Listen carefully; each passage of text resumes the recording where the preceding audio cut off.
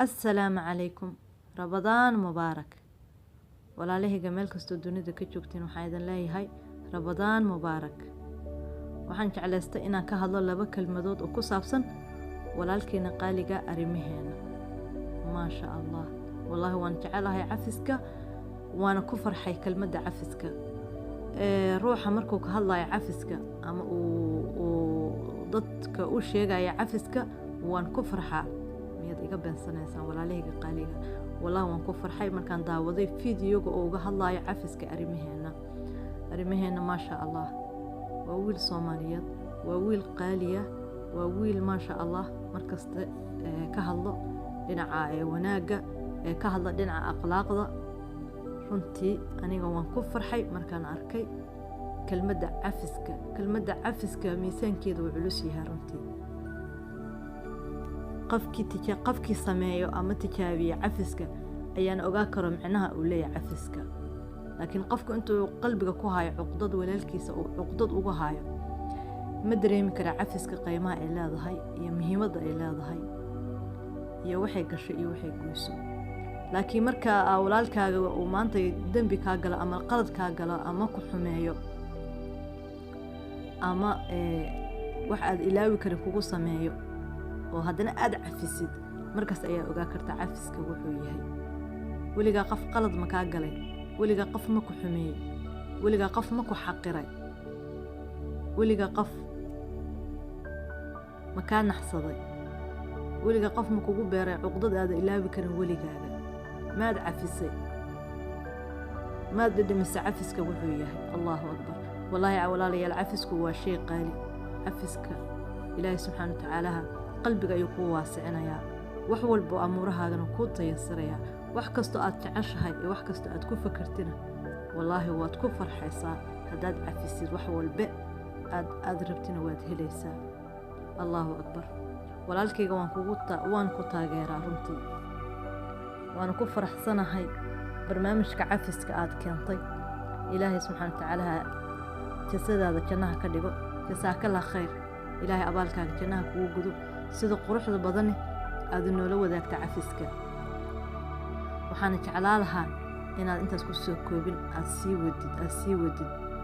insha Allah waxaan rajeynayaa inaad soo nooleysid qaluuba dhintay inaad soo nooleysid ayaan rajeynayaa walaalkayga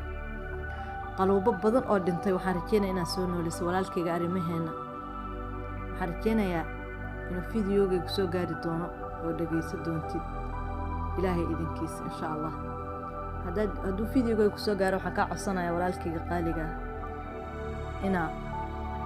aad sii wadid cafiska oo aad ku koobin intaan kaliya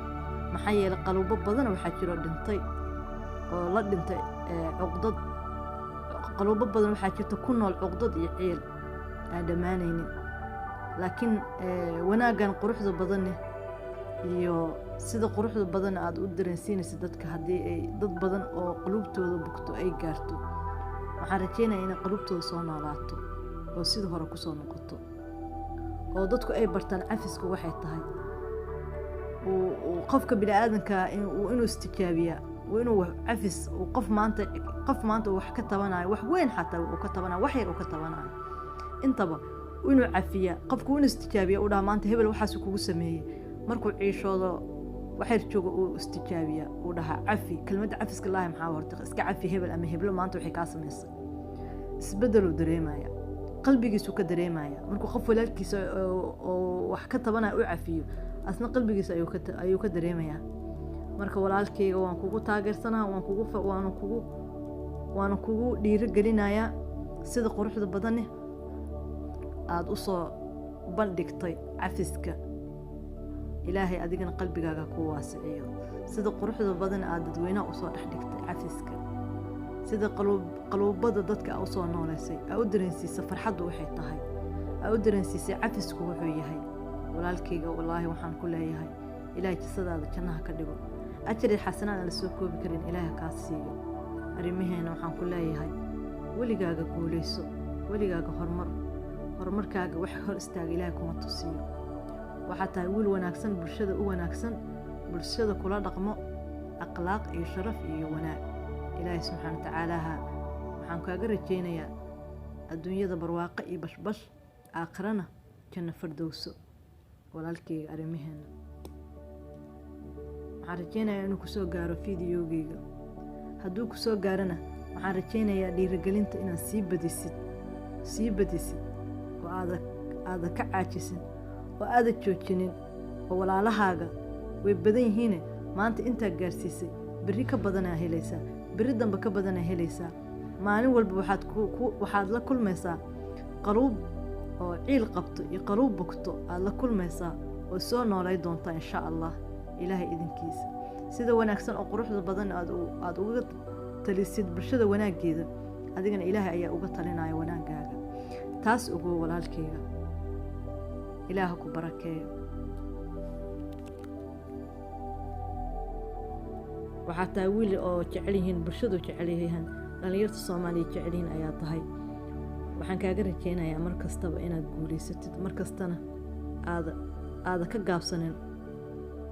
dadka dhaqanka wanaagsan aad tusisid iyo sida quruxda badan aad dadka qulubtooda u wanaajisid inaad mar kasta aada ka gaabsanin dad badan waxaan rajaynayaa inay kugu daydaan rajaynaya insha Allah kliibkan inaan ka soo hadlo waxa igu kalifay maasha Allah waxaad ka hadashay kelmad aan jecelahay ka hadashay cafiska waan jecelahay dadku inay iscafiyaan waa jecelahay qof kasta inay cafiyo waa jecelahay inuu cafiyo waa jecelahay waxaa la dhahay nin waqtiga asxaabta waxaa la dhahay nin asxaabiya waxaa la dhahay nabi maxamed calayhi salaatu wasalaam wuxuu dhahay ninkaas soo socda ahla janno waaye waa la wada yaqaanaa xadiiskaas ninkaas soo socda ahla janno waaye way isweydiiyeen asxaabtii ninkaa muxuu ahla janno ku noqday habeenka daba ninaa raacay wuxuu yidhi aabbeya isoo buriyey meelaha seexdaa raba iyo hooy wuu seexiyey ninkan wuxuu ahla janno ku noqday inuu ogaado rabaa su u kontaroolaayay ninkii salaadiisa dukada uu cashiyay iska seexday wax gooni ma qaban suuxi markuu waaga bariyo ku dhahay walaalo ani waxaan raadinayaa magu kaa arkibay maxaa qabataa maxaa jannada ku heshay aniga aabay ma soo burin waxaan kula seexday inaan ku ogaado cibaadada ku hesho wuxuu dhahay ani wax kale ma sameeyay shanteeda waqti waa dukadaa hameenkii markaa seexanayo ayaa iska cafiya ummadda aan dhahay ilaa ummaddaada cafisa iga tahay marka maasha Allah wallahi waan jecelahay cafiska waan ku farxaa marka arka dad iscafinaya dad qaluubtooda isjecel marka arko waan ku farxaa marka walaalo waxa heesayaan ku dhahay mid ugu muhiimsan waxa la qabtaa heesayaan ku dhahay ha joojinin sidaas ku saacan ku leeyahay guuleyso walaalkayga arrimaheena ilaahay idinkiis waxa rajaynayaa inuu soo gaaro kliibkayga